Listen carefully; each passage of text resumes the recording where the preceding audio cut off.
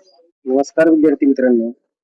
आज आपण एन.एस 2035 म्हणजे 28 डिसेंबर रोजी जो पेपर झालेला आहे त्या पेपरची आन्सर की बघणार आहोत.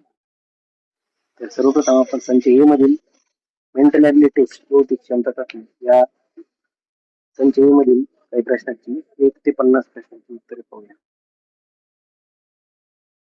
प्रश्न क्रमांक 1 आहे, त्याचं उत्तर आहे ऑप्शन नंबर 2. त्यानंतर प्रश्न क्रमांक 2 चे उत्तर आहे 3 नंबर ऑप्शन.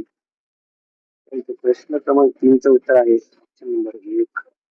प्रश्न क्रमांक 4 चे उत्तर आहे 2 नंबर. प्रश्न 5 चे उत्तर आहे ऑप्शन नंबर 2. त्यानंतर आहे प्रश्न क्रमांक 6. 6 चे उत्तर आहे ऑप्शन नंबर 3. प्रश्न क्रमांक 7 चे उत्तर आहे ऑप्शन नंबर 1. प्रश्न क्रमांक 8 आहे, त्या 8 चे ऑप्शन आहे 3. त्यानंतर प्रश्न क्रमांक 9 चे उत्तर आहे 1. प्रश्न क्रमांक 10 चे उत्तर आहे 2. प्रश्न क्रमांक 11 चे उत्तर आहे 4. प्रश्न क्रमांक 12 चे उत्तर आहे 2. प्रश्न क्रमांक 13 चे उत्तर आहे 2. त्यानंतर प्रश्न क्रमांक 14 याचं उत्तर आहे 4. प्रश्न क्रमांक 15 चे उत्तर आहे ऑप्शन नंबर 1.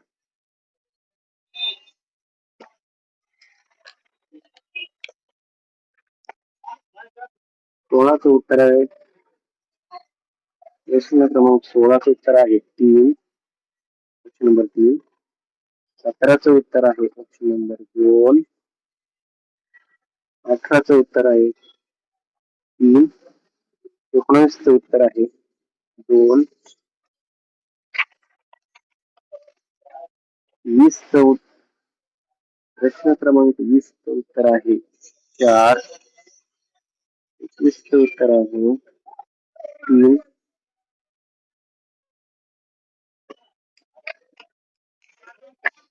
त्यानंतर प्रश्न क्रमांक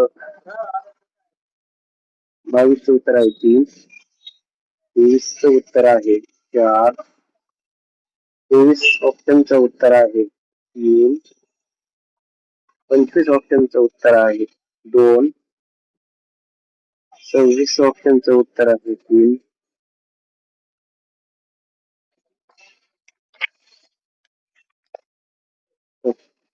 27 ऑप्शन नंबर 27 चे उत्तर आहे 1. 28 ऑप्शन नंबर 28 चे उत्तर आहे 3. 29 प्रश्न क्रमांक 29 चे उत्तर आहे 4. प्रश्न क्रमांक 30 चे उत्तर आहे 2. प्रश्न क्रमांक 1 चे उत्तर आहे 2.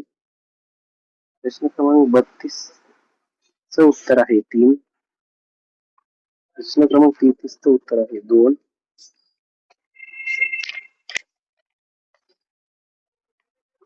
प्रश्न क्रमांक 34 चे उत्तर आहे 4. प्रश्न क्रमांक 35 चे उत्तर आहे 1.